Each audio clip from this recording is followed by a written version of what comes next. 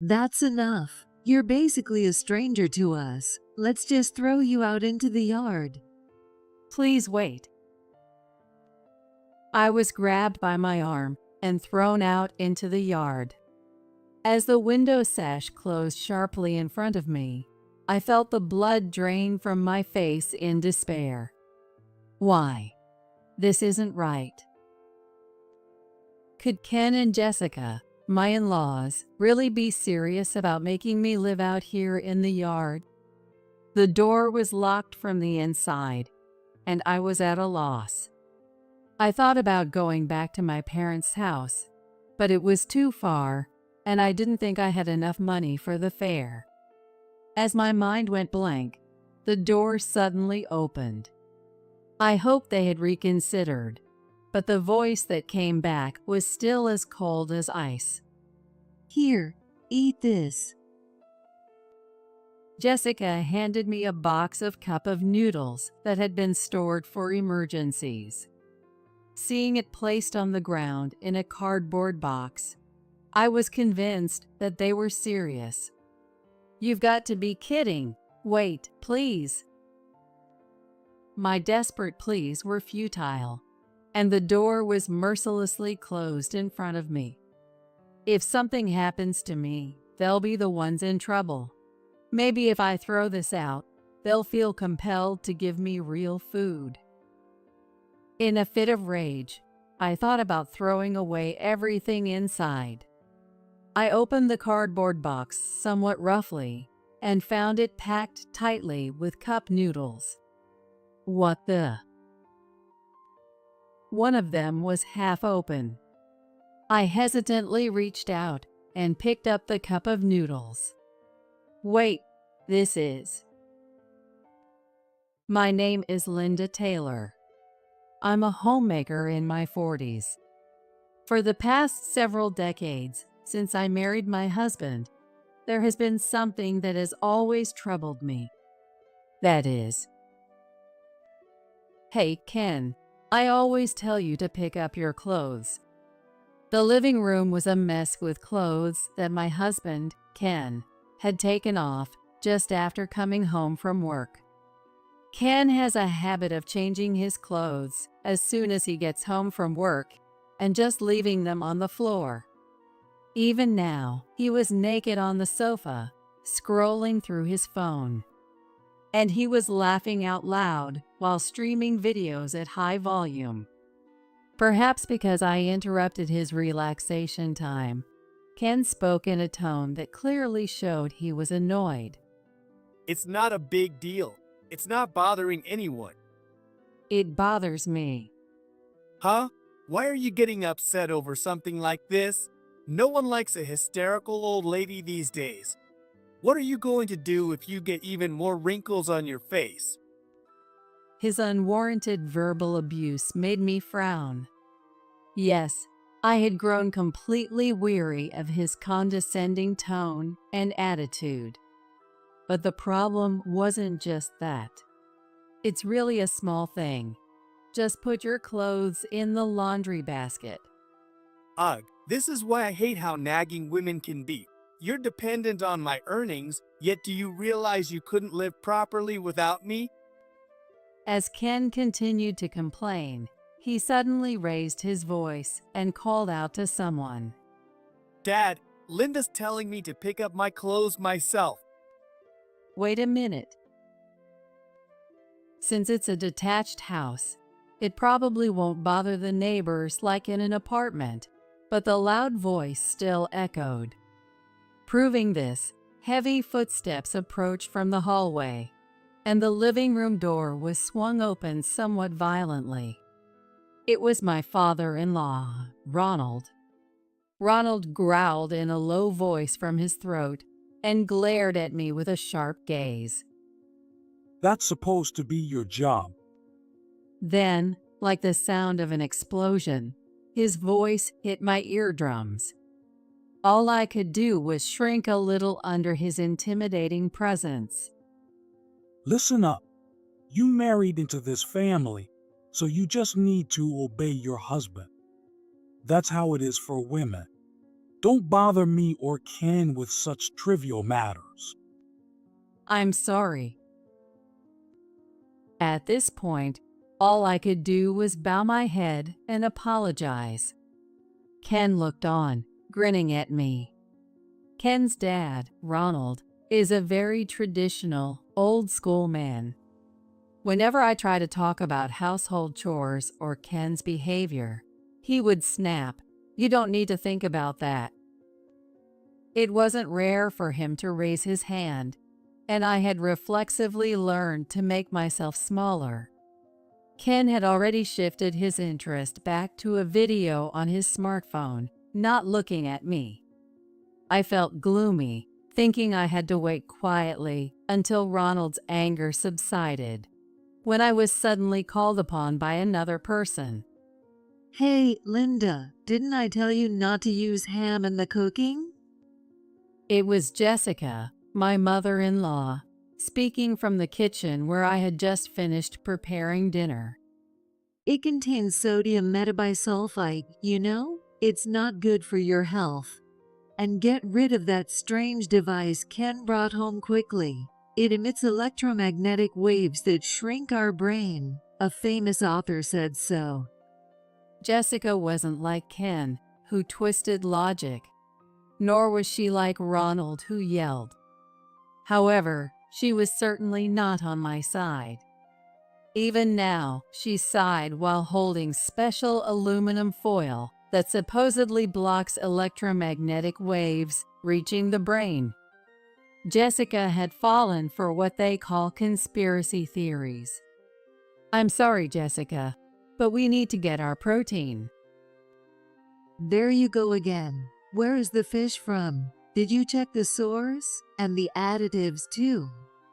Jessica was overly sensitive to the effects of electromagnetic waves and harmful food additives.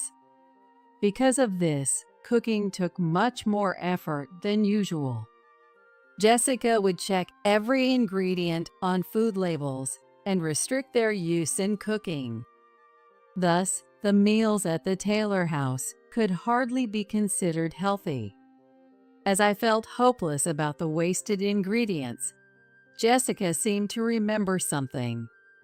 By the way, you said before, didn't you, Linda? Ken is always eating out. You must be jealous, right? It seemed that Ken had overheard her words. Huh? Jealous? Ken, who had been engrossed in his video, turned around irritably. I'm going out for work, you know? It's not like I just have to do household chores like you. That's not what I meant. You're living off my earnings, and yet you dare to act so high and mighty? While saying this, Ken glanced at Ronald, who looked displeased. Realizing what he was trying to do, all I could do was desperately apologize. I'm sorry. As a homemaker, it's true that I rely on Ken for our daily living. My finances are controlled by the allowance Ken gives me, and he quickly cuts the amount if he dislikes something. Satisfied with my trembling, apologetic demeanor, Ken said, "You can't do anything without me," and threw something at me. As a punishment, you're having this for dinner tonight. What rolled to my feet with a light sound was a cup of noodles. This is just. I'm the one who prepares the meals every day at the Taylor house. Housework is by no means easy, but I couldn't talk back, only remaining silent. In this house, I have no freedom. Why do I have to go through this? Unable to bear staying in the living room, I took the cup of noodles and went back to my room. From the living room, the loud sounds of the TV and Ken complaining about work could be heard. I boiled water in the pot, but I felt too disheartened to eat. Why can they say such hurtful things? Remembering their unreasonable demands made me feel down. I had merely asked him to correct a habit, not something unreasonable. The more I thought about it, the darker my mood became, and I wondered where I had made the wrong choice, feeling increasingly depressed. I couldn't move for a while, weighed down by a heavy heart. As bedtime approached and my hunger reached its limit, I reluctantly ate some instant noodles and took a cold bath. I had to get out quickly before I got too cold, because if I caught a cold, I would have to ask Ken for money and permission to go to the doctor. Once everyone was asleep, I tiptoed back to my room without making a sound and secretly took out my diary from the drawer. This diary is a record of daily events, intended to one day expose the way I've been treated. When Ken and I first started dating, he wasn't like this. He used to cherish our anniversaries and birthdays, and I never saw him use a rough tone.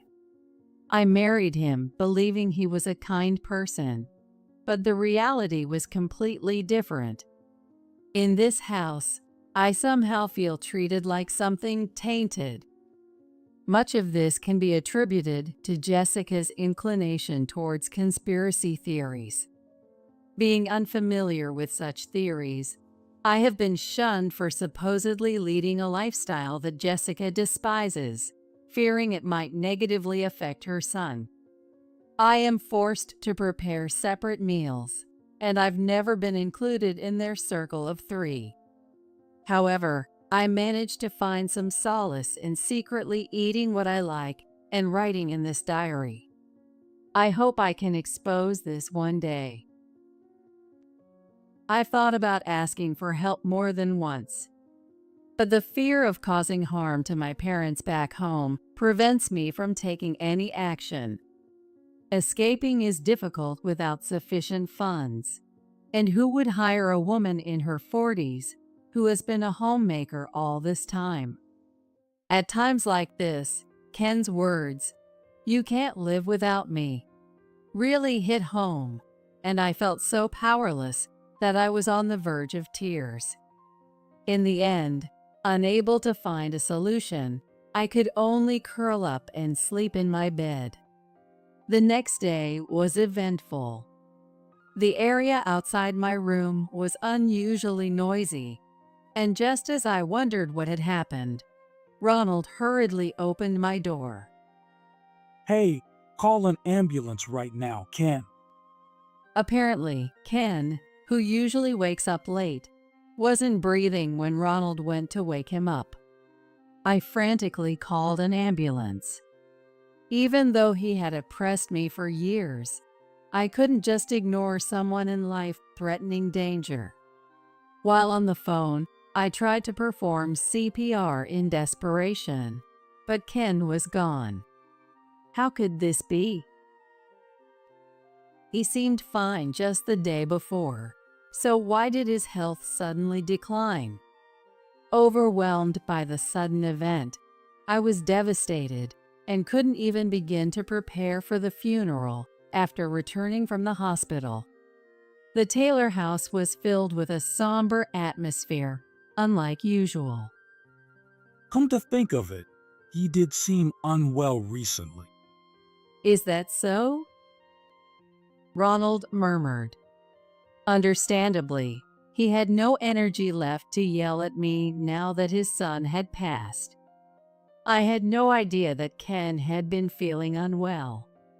Our only time together was during meals in separate rooms, and he was at work while I did housework during the day, so we barely saw each other. Yet, I couldn't help but think if I had noticed something amiss. Regardless of the deep rift between us, the fact that my husband was gone remained. Forgetting my usual demeanor, I leaned forward impulsively. Then why didn't he go to the hospital? If he was that ill, there must have been some signs, right? I told him not to go, and to stop taking over-the-counter meds too. After all, you never know what you might be ingesting.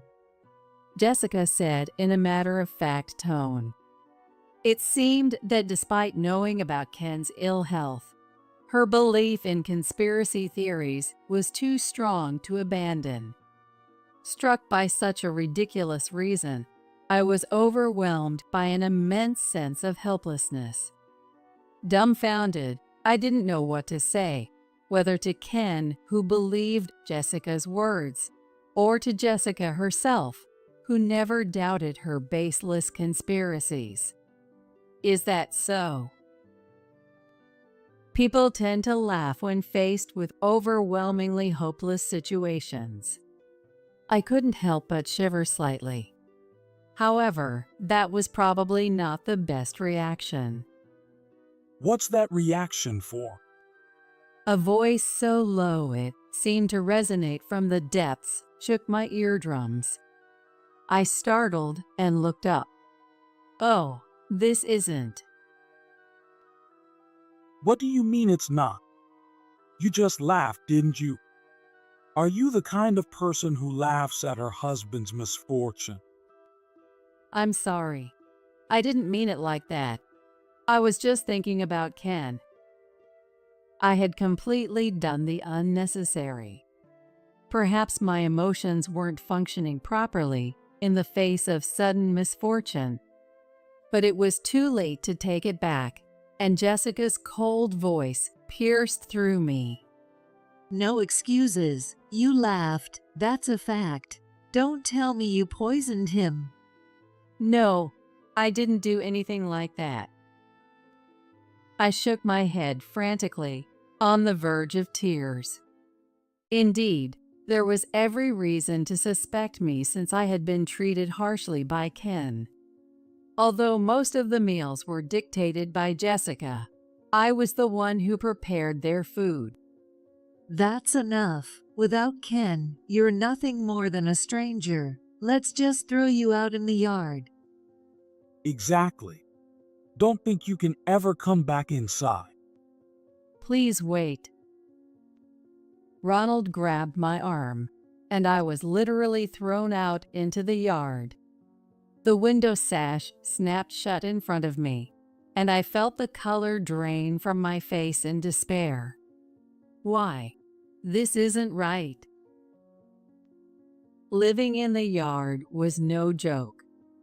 The door was locked from the inside, and I panicked, wondering if they were serious. How could I expose them if I couldn't even retrieve my diary? I thought about going back to my parents' house, but it was a considerable distance from here. I doubted I had enough money for transportation. As my mind went blank, wondering what to do, the door suddenly opened. Jessica? Throwing me out into the yard wouldn't look good to the neighbors either. Hoping she had reconsidered, I asked expectantly, but the voice that returned was still as cold as ice. Don't call me so casually. After all, it would be troublesome for us if something happened. Here, eat this. It's full of additives, though. And what was handed to me was a box of instant noodles that had been stored for emergencies. Seeing it placed on the ground in a cardboard box, I was convinced that they were serious. You must be kidding. Please wait. After all, there was no way to boil water or a kitchen in the yard, so eating properly was out of the question. But my desperate pleas were in vain, and the door was mercilessly closed in front of me. I stood there dumbfounded for a moment. But as time passed, I began to feel anger boiling up from within. I can't stand this anymore. What had I done to deserve this? It was true that laughing was my mistake. But they won't listen to a word I say. They don't even try to hear me out. They have never been. There was no freedom for me here. Anything they didn't want was simply eliminated. Talking was useless with someone who had no intention of listening. If something happens to me, they'll be in trouble. Maybe if I throw this out, they might be inclined to give me proper food. In frustration, I thought about throwing out all the contents of the instant noodles. It seemed wasteful, but continuing to live on instant noodles was out of the question. As I opened the cardboard box somewhat roughly, I found the packed noodles. Wait, this one's open. There was just one, the lid halfway open. I clenched my fist, a bad feeling gripping me. Could this also be one of their ways to harass me? Tentatively, I reached out and picked up the cup of noodles. As I fully opened the half-open lid, instead of the dried noodles and toppings, there was a small black device and a piece of notepaper inside. What is this? I unfolded the notepaper. The letter said, "I'm truly sorry for the long hardship. Unclosed is a voice recorder. Please take this evidence to the police. Also, the envelope contains some money for you. Use it to live freely. This is." The note was on elegant wisteria stationery, with neat handwriting done with a pen. I had seen it only a few times, but it was unmistakably Jessica's handwriting. Inside the envelope were 5 $100 bills, and similarly, envelopes, each containing $500, were stuffed into the small gaps of the cup noodles packed in the cardboard box. Additionally, some contained accusations detailing the domestic behaviors of Ronald and Ken. Before I knew it, I felt as if I had been pushed from behind, and I found myself running to the nearby police station. "Please help me." Breathing heavily and barefoot, the officers immediately responded to my appearance. As they read the accusation and listened to my story, their expressions darkened rapidly. I explained how I had been thrown out into the yard and was unable to enter the house or go back to my parents' home. Considering these factors, they judged it to be an urgent issue. The officer, with a serious look, patted my shoulder reassuringly. "This is terrible. Linda, you've done well. Can you lead us to your house?" Yes. A turning point had finally come in my days of near despair. The days of being oppressed by the Taylor family might just change. Filled with a faint hope, I returned home when suddenly a furious shout echoed from the entrance. What are you doing? It was Ronald's enraged voice. Then, a sharp sound like something being hit followed, and we hurriedly opened the front door. What happened? There, panting heavily, was Ronald, and Jessica, sitting on the floor clutching her reddened cheek. Ronald, blinded by anger, hadn't even noticed the arrival of the police. It was clear what had happened. "Jessica!" As I ran towards her with a scream-like shout, Jessica finally looked up. And the moment her vacant eyes caught me and the officer, she burst out laughing as if she couldn't hold it back any longer. Ha, ha. "What happened, Jessica?" Laughing at a time like this. Ken's gone, and now talking about divorce. Don't joke around. Amid the strange behavior of both, a crumpled divorce paper lay on the floor. Could it be that Jessica had confronted him with it? She had always been submissive to Ronald, never seeming to defy him. Laughing hysterically as if she had gone mad, Ronald raised his hand to strike. "Stop." but a quick-moving officer restrained him by locking his arms. Only then did Ronald seem to realize that the police were present. As his complexion turned pale, Jessica started laughing again. Ha ha. What really happened, Jessica? Her increasingly unusual demeanor left us all frozen, unable to move. I tentatively called out, trying to gauge the situation. Jessica, flushed with excitement and still smiling, blurted out, Finally, it's over for you. What do you mean? Ronald, receiving an empty stare, squeezed out a voice as if shaken. Not giving Ronald a moment to compose himself, Jessica continued.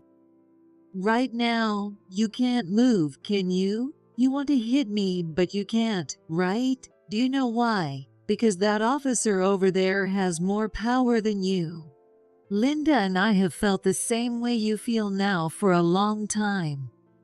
What? I've been waiting for this day to come for so long. I was too shocked to form coherent words. The statement Jessica had just made was clearly considerate of me. Jessica suddenly stopped laughing, and her face went blank. You always do this. If something displeases you, you raise your hand immediately, and you're not satisfied unless others behave exactly as you want. Dialogue is out of the question. You think it's only natural for those weaker than you to follow your commands, and for you to be supported by others. You've been abusive towards me ever since Ken was born. You knew I couldn't escape because I was a homemaker who had become estranged from her parents. That's why I've been planning this day for a long time. Jessica, her voice icy, stared Ronald down as she began to explain her long-standing plan. Initially, the evidence was insufficient, and there was Ken to consider, so I planned to carry it out when Ken was independent and had saved enough money. I never imagined he would marry Linda so quickly and then start doing the same things you did. Ken was more cowardly than you, but also more cunning. I pretended to be a crazy conspiracy theorist, feeding you unhealthy meals on purpose. Hearing this, I realized something. Indeed, as a homemaker tasked with caring for Ronald and Jessica, I was responsible for preparing meals for the three of us. I followed Jessica's preferences for avoiding additives and foreign products, resulting in meals that were hardly what one would consider healthy. But Jessica, who disliked me, always said, "I don't want to eat the same food as you," and made me cook different meals for myself. So, I cooked as I pleased and ate what I liked. If what she said was true, was it all an act? And if so, had Jessica intentionally excluded me from her plans all along? It was a long battle, but then Ken turned out exactly as I had planned. Surely his daily overwork and poor diet took their toll. Jessica paused, perhaps thinking of her son, her voice dropping for a moment. However, she quickly began to laugh as if ignited. But now Ken's inheritance can be given to Linda. You and I are going to hell together. Ha ha. Ronald seemed unable to say anything more.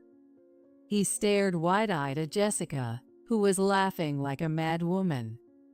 You always acted like a king at home, but do you see now? You were so powerless. It wasn't just me who had suffered.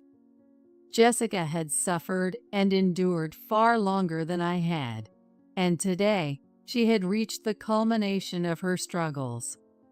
Indeed, she had been fighting throughout her life, even though it twisted her existence. We'll be going now. You both will accompany us to the station. We'll discuss everything there. The officer said quietly. Ronald no longer raised his voice in anger. It was as if all the energy that had driven him until now was gone, and he hung his head in defeat. As he was led away by the police officer, he said in a barely audible voice. I'm sorry. However, Jessica responded with a voice that sounded like a mix of laughing and crying. Apologizing now, what good does it do?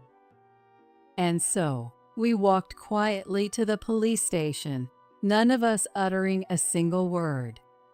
Ronald readily admitted to everything documented in the accusation and recorded on the voice recorder regarding the situation inside the Taylor household.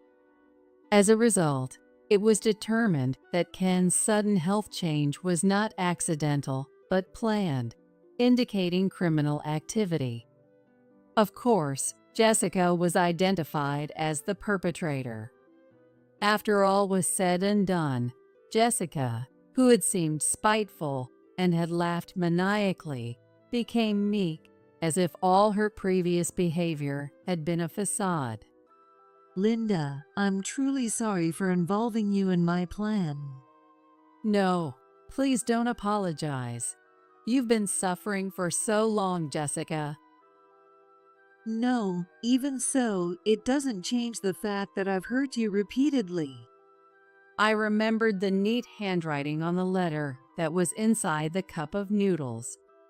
Now it seemed that the considerately written words truly reflected her genuine character. It must have been very sad to have the meals you prepared thrown away for no good reason. No. I shook my head. While it was true that it was hard at the time, and I had many tearful nights, it now seemed like a trivial thing. It wasn't about forgiving or not forgiving. I just thought that we deserved to be released from it. It's okay now. It's all over. Then, 10 years passed. Today is Jessica's birthday.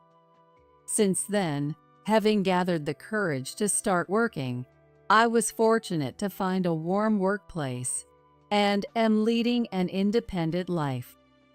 And today, I had quietly saved up some of my salary to take Jessica on a little trip. Look, Jessica, the wisteria flowers are beautiful. After the events at the Taylor household settled down, Jessica had fallen ill. Pushing her wheelchair, which had become essential for her mobility, we walked under an arch bursting with magnificent wisteria blossoms.